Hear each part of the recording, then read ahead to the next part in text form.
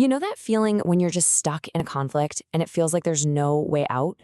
Well, today we're going to dive into a pretty radical idea for not just managing conflict, but making it dissolve completely. It comes from lesson 331 of A Course in Miracles, and let me tell you, it kicks off with a statement that might just make you scratch your head. Okay, so the lesson hits us with this whopper right out of the gate. There is no conflict. My first thought is, wait, what? Of course there's conflict. I was just in one 5 minutes ago. So what on earth does this actually mean? Well, the secret, the key to unlocking this whole thing, is in that second part of the sentence, and a concept it calls divine will. All right, so to really get what my will is yours is all about, we got to break down that capitalized yours. It's not just some random word, it's pointing to this really big idea, this concept of a divine will. Now, that word surrendering can sound a little scary, right? Like you're just giving up or becoming a doormat. But that's not it at all. A better word is alignment. It's like, imagine you're tuning a guitar. You're not breaking the strings, you're just getting them in tune with the right note. You're connecting your own personal, often ego-driven stuff to a much grander purpose. And the whole point here is that that's the only place you can find real, lasting peace and harmony. Okay, that makes sense.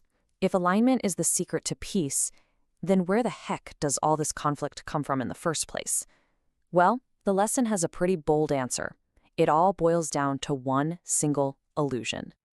So here's the deal. The Course teaches that all our struggles, all our fights, that come from this belief that we're all separate, that we're these little islands, competing for jobs, for attention, for control. It's that feeling of being cut off from a higher purpose, and just as importantly, from each other. That's the real fuel for the fire in all our battles, both the ones inside our heads and the ones out in the world. And this is where it gets super clear, right? You've got these two forks in the road. On one side, you have the ego-driven will. It's all about me versus you, separation, and trying to control everything. And guess where that road always leads? Straight to conflict.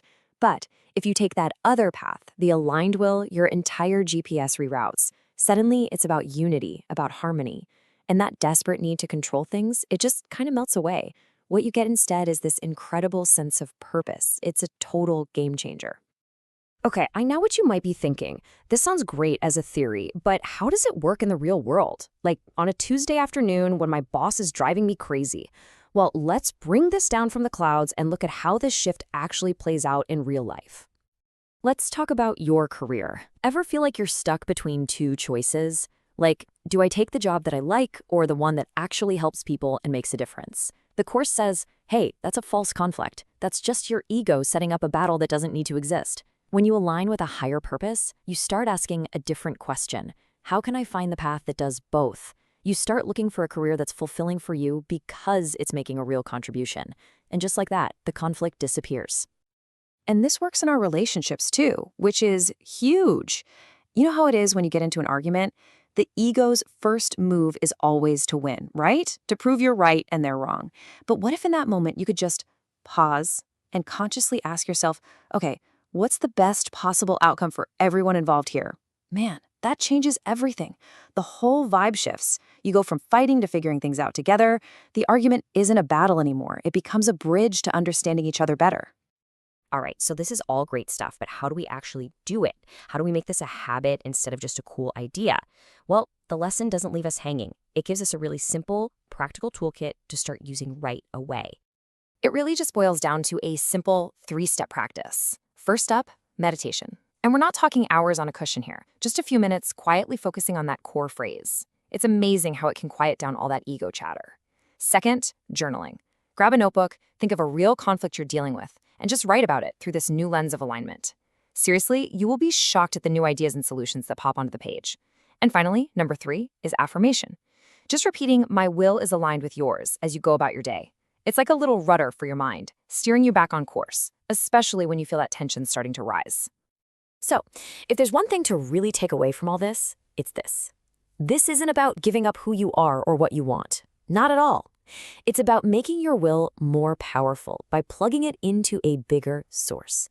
It's about realizing that your personal goals are not only easier to reach, but they bring you so much more peace when they're part of a bigger picture, one that isn't all about the ego's little dramas and fears. And that really leaves us with one last powerful question to ask ourselves. So, Take a second right now and think about your own life. Where are you feeling that friction, that conflict? And then just ask, what would happen if I chose consciously to align my will here, to connect it to something bigger? How could that shift start to dissolve the struggle and bring in some peace? It's a really powerful idea to sit with.